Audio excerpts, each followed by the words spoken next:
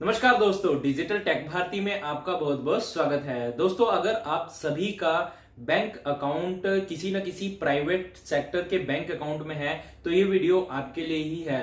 दोस्तों, कई बार ऐसा होता है कि आप जरूरत से ज्यादा बैंक अकाउंट ओपन करा लेते हैं और उसके बाद आप उन बैंक अकाउंट को जो है वो क्लोज कराना चाहते हैं, या फिर आपने जिस भी बैंक के अंदर अकाउंट ओपन कराया है उसके अंदर आपको कुछ चार्जेस लग रहे हैं, कुछ ऐसे चार्जेस लग रहे हैं जो आपको नहीं लगने चाहिए थे, और या फिर आपको लग रहा है कि जो दूसरा बैंक है वो चार्जेस कम ले रहा है और उसकी सर्विस अच्छी है, और ये जो बैंक है ये सर्विस इसकी खराब है और ये चार्जेस भी ज्यादा ले रहा है। तो ऐसे केस में आप चाहते हैं कि वो जो दूसरा बैंक है जिसमें चार्जेस आपको ज्यादा लग रहे हैं, जिसकी सर्विस अच्छी नहीं है, उस बैंक अकाउंट को आप क्लोज कराना चाहते हैं। तो दोस्तों, अगर आप किसी भी सेविंग अकाउंट को क्लोज कराना चाहते हैं तो इस वीडियो को शुरू से लेकर लास्ट तक जरूर देखें, क्योंकि इस वीडियो के अंदर मैं आपको बताऊंगा कि ऐसे कौन से कदम आपको नहीं उठाने हैं सेविंग अकाउंट को क्लोज करते हुए। दोस्तों, जितने भी प्राइवेट सेक्टर बैंक हैं उन सभी के अंदर अगर आप अकाउंट ओपन कराते हैं तो मिनिमम आपको 10,000 वहां पर मेंटेन करना पड़ता है हर महीने, और अगर आप 10,000 मेंटेन नहीं करते हैं तो वहां पर आपसे जो है भारी चार्ज वसूला जाता है। 300 रुपए, 400 रुपए, 500 रुपए वहां पर पेनल्टी लगाई जाती है अगर आप 10,000 मेंटेन नहीं करते। कई केस में होता है कि जो लोग मेंटेन नहीं कर पा रहे हैं वो चाहते हैं कि अपने उस अकाउंट को क्लोज करा के किसी गवर्नमेंट सेक्टर में अकाउंट खुला ले, किसी गवर्नमेंट सेक्टर के बैंक अकाउंट में अकाउंट खुला ले। जैसे कि किसी पर्सन ने एक्सिस बैंक में अकाउंट ओपन कराया हुआ है तो वहां पर चार्जेस उसे लग रहे हैं, 10,000 मेंटेन नहीं कर पा रहा है, तो वो सोच रहा है कि मैं उसे अकाउंट को क्लोज करा के पीएनबी या एसबीआई के अंदर अकाउंट ओपन करा लूं जहां पर सिर्फ 1,000 रुपए ही मेंटेन करना पड़ता है। तो दोस्तों, ऐसे केस में क्या है कि वो सिंपल क्या है कि बैंक में जाता है, एक्सिस बैंक के अंदर जाके वहां पर बोलता है कि आप मुझे फॉर्म दीजिए, मुझे अकाउंट क्लोज कराना है। परंतु ऐसा नहीं है दोस्तों, आपको पूरा स्टेप फॉलो करना है और ऐसी गलतियां नहीं करनी है जिनसे कि आपको फ्यूचर में जो है वो भारी नुकसान उठाना पड़ सके। दोस्तों, वीडियो को आगे बढ़ाने से पहले मैं आपको बता दूं कि अगर आप ऑनलाइन शॉपिंग करते हैं, लूट डील, सस्ते ऑफर, डिस्काउंट पाना चाहते हैं तो हमारा टेलीग्राम चैनल जरूर ज्वाइन करें। इस वीडियो के नीचे डिस्क्रिप्शन में आपको लिंक मिल जाएगा। दोस्तों, भले ही आपका सेविंग अकाउंट किसी भी प्राइवेट सेक्टर के बैंक अकाउंट में हो, चाहे वो एक्सिस बैंक हो, एचडीएफसी बैंक हो, आईसीआईसीआई बैंक हो, कोटक बैंक हो, इंडसइंड बैंक हो, सिटी बैंक हो, स्टैंडर्ड चार्टर्ड बैंक हो, या इससे मिलते जुलते किसी भी प्राइवेट सेक्टर के बैंक में आपका सेविंग अकाउंट हो और आप उसे क्लोज कराना चाहते हैं, तो सारा जो प्रोसेस है वो मोटा मोटी सेम ही रहता है और इस वीडियो के अंदर मैं आपको वही बताने वाला हूं। दोस्तों, अभी तक मैंने axis bank, ICICI bank, Kotak bank और इंडसइंड बैंक, इन 4 बैंक अकाउंट में अकाउंट जो है, सेविंग अकाउंट जो है वो क्लोज कराए हैं और सक्सेसफुली ये क्लोज हुए हैं। और दोस्तों, मैं आपको बताऊंगा कि किस तरीके से आपको स्टेप फॉलो करने हैं ताकि आपका भी सक्सेसफुली जो अकाउंट है वो क्लोज हो जाए और फ्यूचर में आपको कोई भी नुकसान न उठाना पड़े।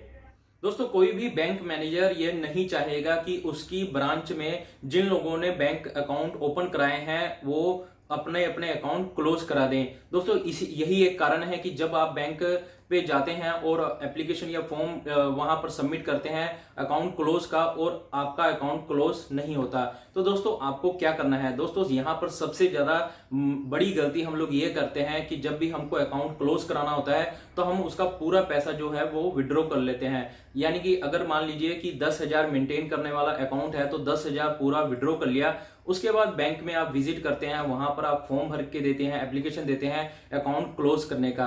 तो होता क्या है कि वहां पर जो एम्प्लॉय होती है उस एप्लीकेशन को वो साइड कर देता है। और यहाँ पर दोस्तों, आप दूसरी गलती ये भी करते हैं कि आपने जो फॉर्म सबमिट किया है उसका आप कोई भी रिसिप्ट नहीं लेते।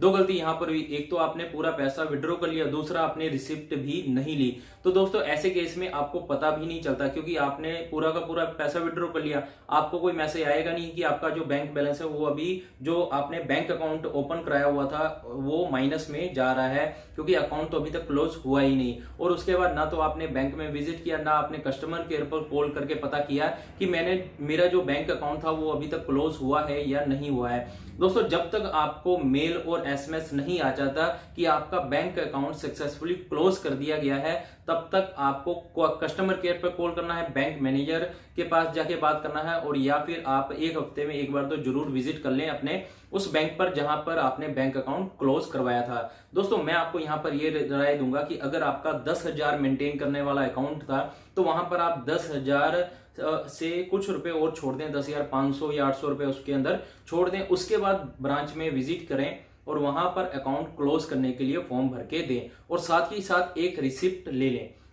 दोस्तों जो भी आप फॉर्म भरेंगे, भले वो किसी भी बैंक का हो, जैसे अगर आप आईसीआईसी में जा रहे हैं या फिर आईसीआईसीआई बैंक का अकाउंट क्लोज करना चाह रहे हैं, या कोटक का करना चाह रहे हैं, या एचडीएफसी का कराना चाह रहे हैं, सभी बैंक का एक फॉर्मेट तो ये रहता ही है कि आप जो फॉर्म भर के दे रहे हैं उसके अंदर आप एक अपने दूसरे बैंक का डिटेल जरूर दें। उनके अंदर फॉर्म के अंदर आपको ऑप्शन देखने को मिल जाएगा। जैसे मान लीजिए आप एक्सिस में अकाउंट क्लोज कराना चाहते हैं, तो आपके पास दूसरा जैसे पीएनबी या एसबीआई का बैंक अकाउंट होगा, तो आपको वहां पर उसकी पूरी डिटेल डालनी है। मतलब कि अगर आपके अकाउंट में 10,000 पड़ा हुआ था, उस अकाउंट को क्लोज कर दिया जाता है, तो वो 10,000 आपके उस बैंक अकाउंट में पीएनबी या एसबीआई के बैंक अकाउंट में ट्रांसफर कर दिया जाएगा।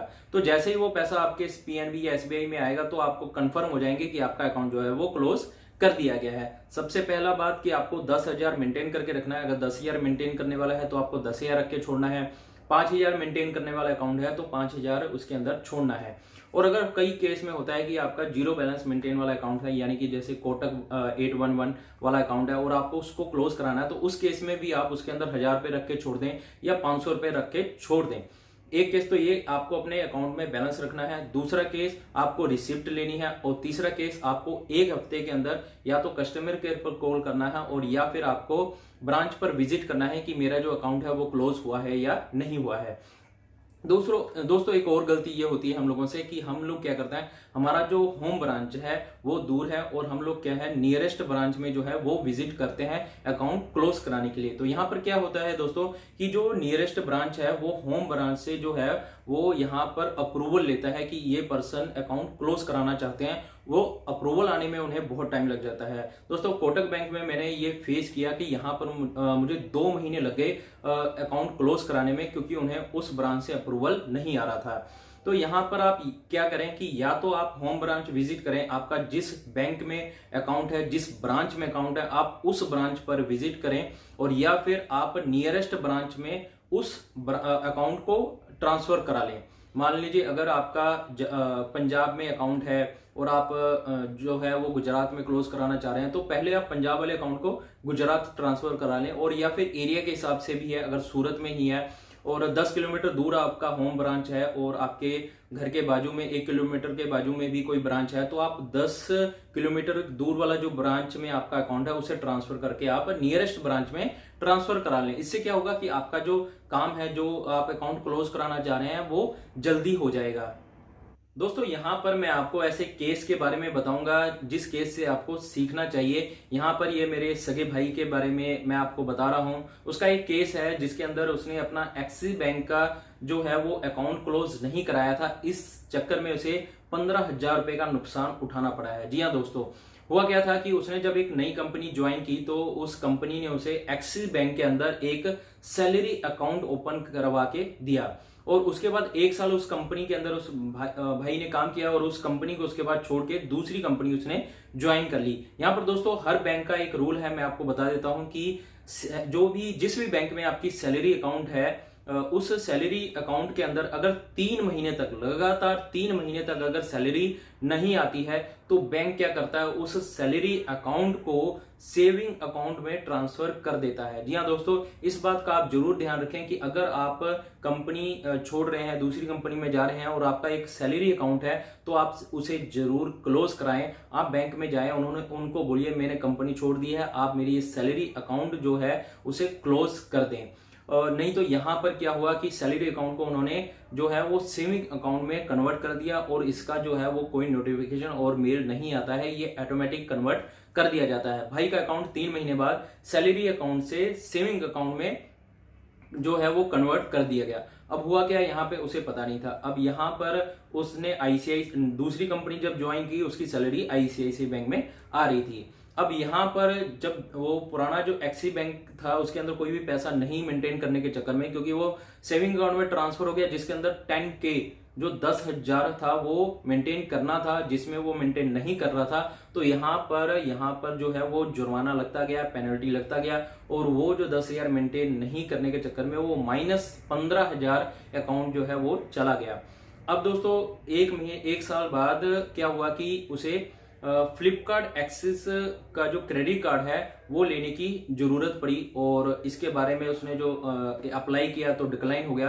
तो उसने क्या किया, एक सेविंग अकाउंट जो है वो ओपन कराया, और सेविंग अकाउंट जो है वो उसने दूसरी ब्रांच में कराया था। मैं आपको बता दूं, यहाँ पर सिटी भी अलग थी। उसका पुराना जो सैलरी अकाउंट था वो जालंधर पंजाब में था, डिस्ट्रिक्ट जालंधर है, और नया जो सेविंग अकाउंट उसने ओपन किया है वो है डिस्ट्रिक्ट कपूरथला और पंजाब के अंदर आता है। यहाँ पर सिटी अलग होगी, डिस्ट्रिक्ट अलग होगी, ब्रांच अलग हो गया। तो भी दोस्तों यहाँ पर 1 महीने बाद बैंक ने डिटेक्ट कर लिया कि ये पुराना यूजर है, पुराना कस्टमर है, जिसने 15,000 रुपए जिसके अकाउंट में माइनस में गए हुए हैं। तो उसने क्या किया, इस नए अकाउंट में से वो 15,000 रुपए जो है वो उठा लिए। तो यहाँ पर 15,000 रुपए सीधे सीधे जो है वो भाई का नुकसान हो गया। तो दोस्तों इस बात का आप जरूर ध्यान रखें। होता क्या है कि आपको एक्सिस बैंक के अंदर नुकसान पेनल्टी लग रही है, आप चाहते हैं कि यार इसके अंदर मुझे जो है वो कैश डिपॉजिट पे चार्जेस लग रहा है, दूसरे भी चार्जेस लग रहे हैं, तो इस अकाउंट को मैं नहीं रखना चाहता। ज्यादातर लोग क्या करते हैं, 10,000 पूरा उठाया और उसके बाद वो उस अकाउंट को वैसे के वैसे छोड़ दिया। दोस्तों ऐसा नहीं करना है। हो सकता है किसी न किसी बैंक की आपको कब कहां जरूरत पड़ जाए इसका नहीं बोला जा सकता, इसलिए जब भी आपको किसी बैंक से रिश्ता तोड़ना है तो प्रॉपर तोड़ें। आप उस बैंक अकाउंट में जाएं, अपना अकाउंट क्लोज कराएं, उसके बाद उस बैंक को आप छोड़े, क्योंकि पता नहीं फ्यूचर में उस बैंक की कब जरूरत पड़ जाए। फ्यूचर में आपके पास पैसा अच्छा आ जाए, आप चाहें कि एक्सिस बैंक में अकाउंट ओपन कराना चाहें, तो यहां पर आपको पहले जो आपका बैंक अकाउंट ओपन किया हुआ था, जो माइनस जितना अमाउंट होगा वो पहले आपको देना पड़ेगा, तब आपका अकाउंट जो है वो सक्सेसफुली ओपन हो पाएगा। क्योंकि यहाँ पर जो है वो ओपन कराते वक्त भी भाई ने बोला था कि मेरा पुराना अकाउंट है उसके अंदर -15,000 है, तो ये नए अकाउंट में कोई दिक्कत तो नहीं आएगी। तो मैंने दोस्तों बोला था, यहाँ पर सलाह दिया था कि पुराने वाले में आधार कार्ड पैन कार्ड है, यहाँ पर हम लोग क्या करेंगे कि आपका वोटर कार्ड और पैन कार्ड लेके जो है वो अकाउंट ओपन कर देंगे, और यहाँ पर यूजर आईडी दोनों की अलग अलग होगी, तो आपको दिक्कत नहीं आएगी। तो भी दोस्तों बैंक स्मार्ट है, उसने डिडक्ट कर लिया और उसके बाद अपना 15,000 उसने सबसे पहले वसूला। तो इस बात का जरूर ध्यान रखें दोस्तों कि आप भी ऐसी गलती ना करें। मैंने दोस्तों इस वीडियो के अंदर आपको स्टेप बाय स्टेप बताया है कि ऐसे आपको क्या क्या कदम उठाने हैं ताकि आपका सेविंग अकाउंट जो है वो सक्सेसफुली क्लोज हो जाए और फ्यूचर में आपको किसी भी तरीके का कोई नुकसान ना उठाना पड़े।